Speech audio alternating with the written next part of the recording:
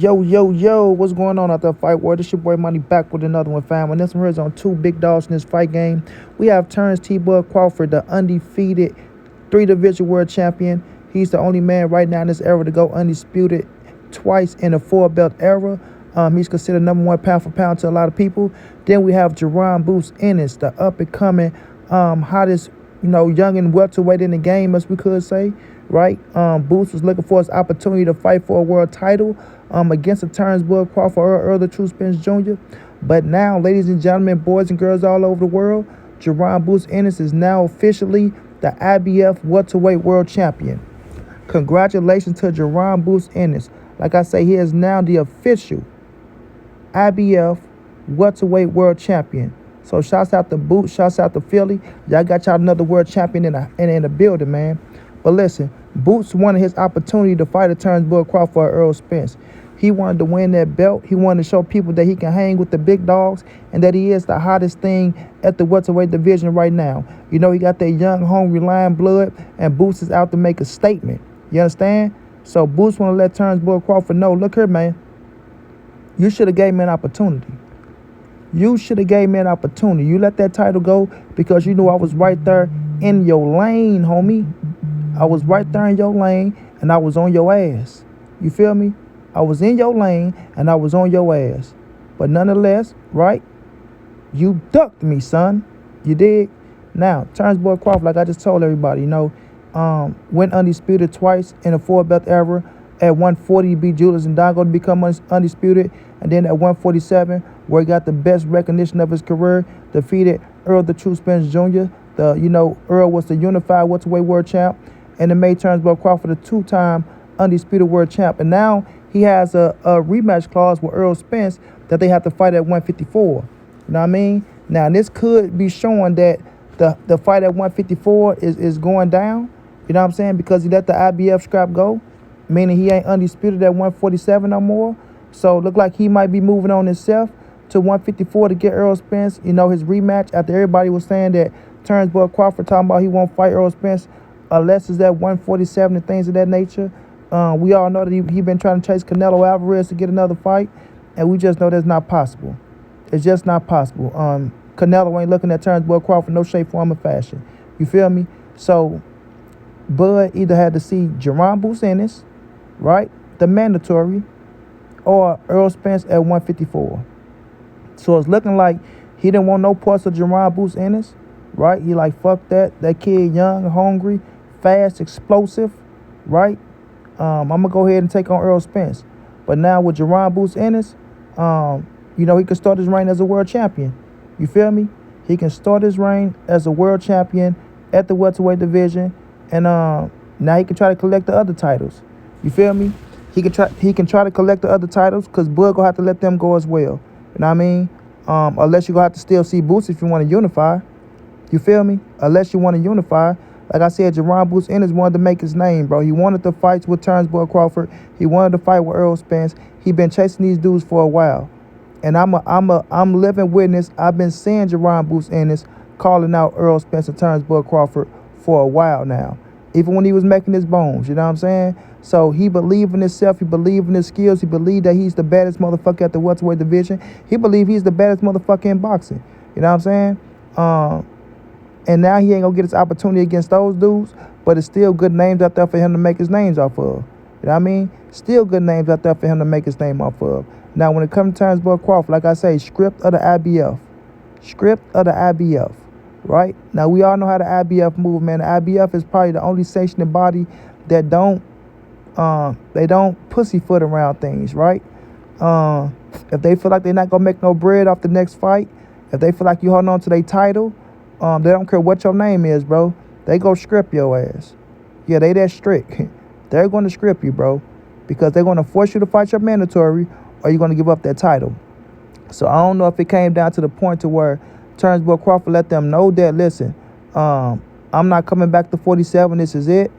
I'm going to pursue Earl Spence at 154. Or, he told them that he just didn't want to fight Jaron Ennis. You know what I mean?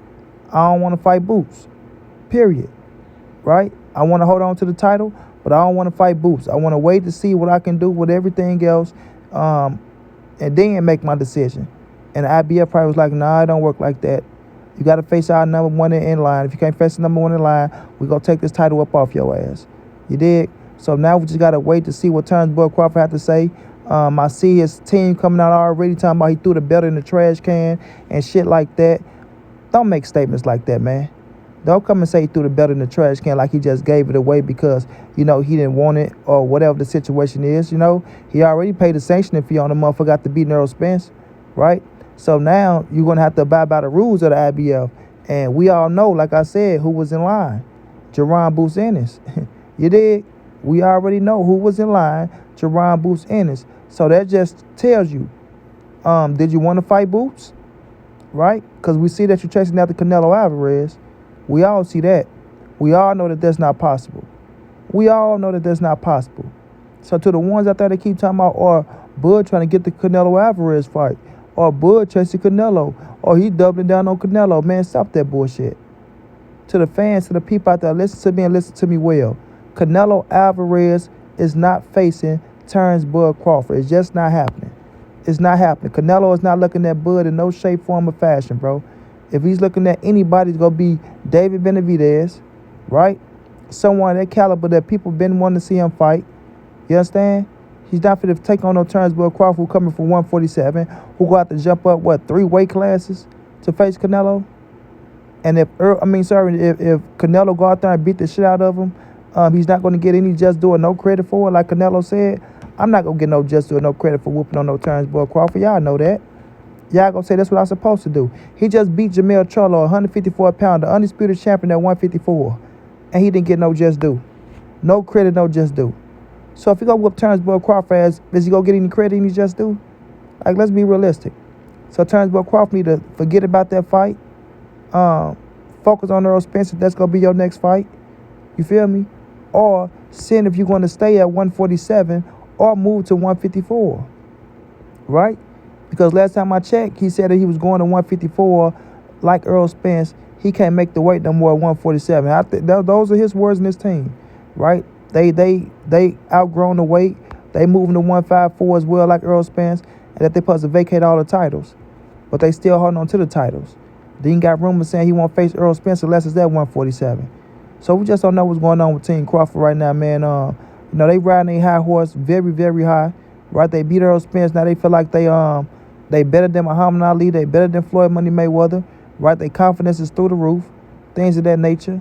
Right? I tell them to slow down a little bit. But their confidence is through the roof to the point to where he go knock out Canelo Alvarez. He go jump up 3 weight classes and knock out Canelo Alvarez. The same Canelo that everybody say cherry pick and ain't trying to fight no tough competition. That same Canelo, they want to see Bud fight now. Like, stop it, man. Stop it.